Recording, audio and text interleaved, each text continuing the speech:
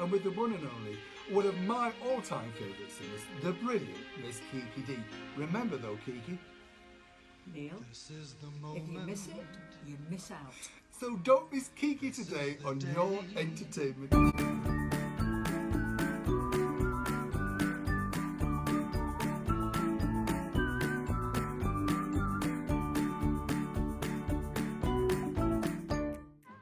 Kiki, lovely to see you again. Thank you, you too. You started out, I mean, how old were you when you started out? I was 16 when I got my first record deal. Wow. Yeah. And that was with? That was with Fontana Phillips Records. Wow. And Yeah. your mum and dad must have been thrilled. They were, yeah. I mean, they were wonderful parents. I had a great childhood. I was singing 3 nights a week at the Astoria Ballroom in Leeds. And someone heard me sing and they said, will you come to London and do an audition? It's like a film. I know, it should have been a film actually.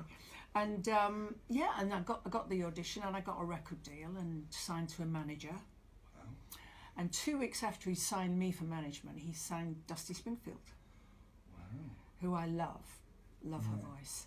And I was a huge fan and I was completely starstruck. And I used to sing on some of her early records. And were you still starstruck when you did the recordings with her, or did? Oh, how did you yeah. mask it though? Because it is awful, isn't it? I mean, like, she was a little bit older than me, and Yeah. I was 16, 17, so, you know, she had a kind of diva quality. Yeah. You know, she's a fantastic woman, Yeah. and great singer. So I guess subconsciously I learnt quite a lot from working with her, you know. Yeah, I was going to say, did you think that, because that's like that's a masterclass you can't pay for, isn't it? Just being in the same room I think with these so. people and you go, wow, is this how you do it? And this I is think how if you do work with the best, it. in any field, it rubs off on you somehow, doesn't it? Yeah, I guess so. And then, of course, you went and you were the first lady to be signed to Motown. I mean, you must have kind of just... Was it like a dream thing when these things happen to you? Because it is kind of like this thing where you dream it, but you don't think it will happen. Do you know what I mean? Yeah. And then you think, well, it has happened. And what was that like, going into the Motown complex of recording? Okay, let me go into the archives at my moment. Well, I mean, again, it was another phone call saying somebody in Detroit had heard my voice. It was just, you couldn't make it up. Yeah. And would I go over there for 12 weeks and do some recording?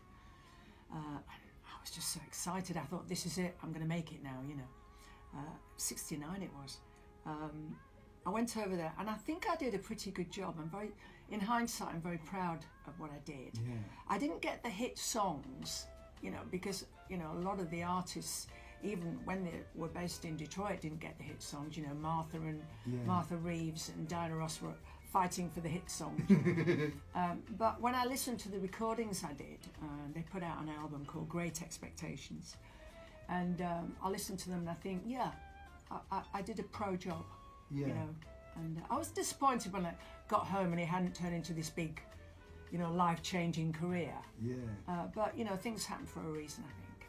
Yeah, and also, as you say, you're experiencing and you're growing. I mean, because when you start, as you say, when you were very young, as you know, as I say, my mum, of course, has a good connection with you. And she was saying that your dad was a lovely man who was really supportive, you know, and he was a real good help to get you going, you know, because I think he gave you the power, if you like, to keep going. You know, because I think dads are like that with daughters. You know, Well, you were definitely, you know, I was daddy's girl. Yeah.